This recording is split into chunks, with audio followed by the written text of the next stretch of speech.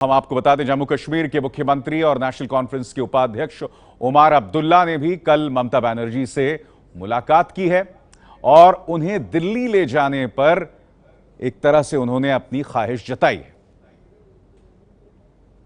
क्या कह रहे हैं उमर अब्दुल्ला? नेशनल कॉन्फ्रेंस तृणमूल की विचारधारा मिलती जुलती है। 2019 में ममता बनर्जी को दिल्ली में मैं देखना चाहता हूं। दोनों ही दल जनता की भलाई, अल्पसंख्यकों, दलितों के हित में संघर्ष कर रहे हैं।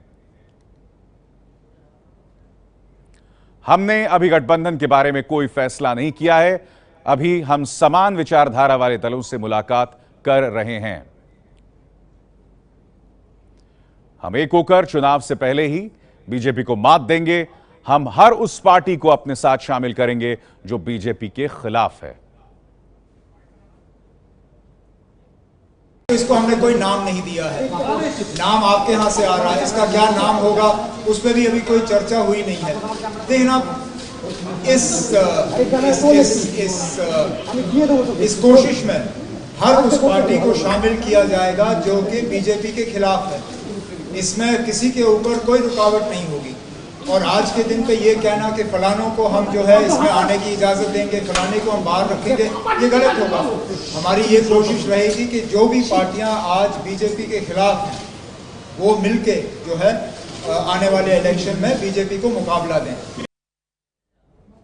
और हम आपको बता दें कि कांग्रेस के प्रवक्ता संजय झा इस वक्त मेरे साथ जुड़ रहे हैं। संजय, क्या जबरदस्त असमंजस है इस वक्त मोदी विरोधी खेमे में? अब ममता बनर्जी कह रही कि किसी को चेहरे के तौर पर पेश नहीं होना चाहिए क्योंकि इससे विपक्षी एकता खंडित होगी। अभिसार जी, देखिए, देश के सामने जो सबसे बड़ा चुनौती है वो ये है कि आज नरेंद्र मोदी जी जब से प्रधानमंत्री बने हैं, अर्थव्यवस्था का तो बात ही मत कीजिए, समाज में इतना तनाव बढ़ा है और प्रजातंत्र और संविधान के संस्थाओं का पूरा गला एक तरीके से घोटा, एकदम उनको तो मारा जा रहा है।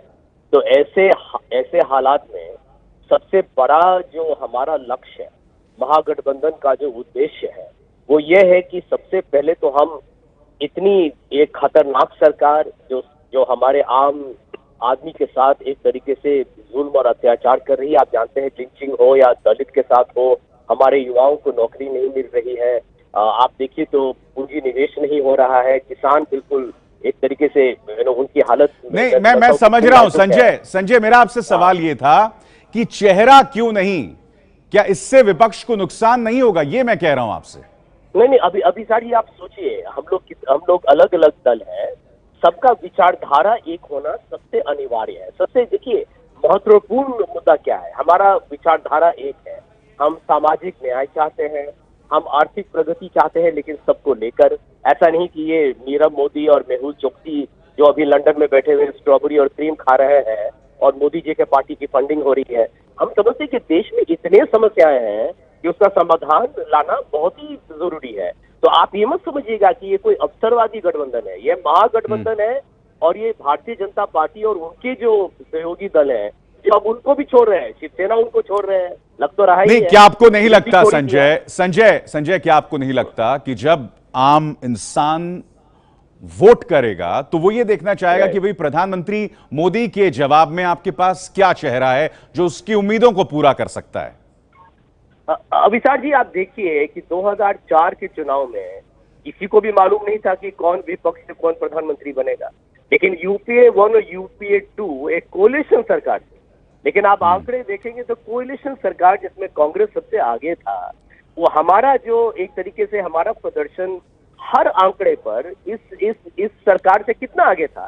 तो मैं नहीं समझता हूँ कि कौन चेहरा होगा, ये सब हर चीज, ये कोई मुद्दा नहीं है। हम समझते हैं कि हर जगह हमारा नजरिया एक है, हम हर जगह सीट एडजस्टमेंट करेंगे और भारतीय जनता पार्टी का हार हम समझते हैं निश्चित है। 2019 में भारत को एक नया प्रधानमंत्री जरूर मिलेगा। हम समझते हैं कि कांग्रेस पार्टी की भूमिका इसमें बहुत ही महत्वपूर्ण रहेगा और हम बाकी विपक्षी दल के साथ कौन नेता होगा, कौन प्रधानमंत्री होगा, हम लोग चुनाव के बाद हम उसके बारे में बातचीत करके एक हल निकालेंगे। बहुत बहुत शुक्रिया संजय झा, कांग्रेस से अपनी राय रखते हुए। ये है एबीपी न्यूज, आपको रखे आगे।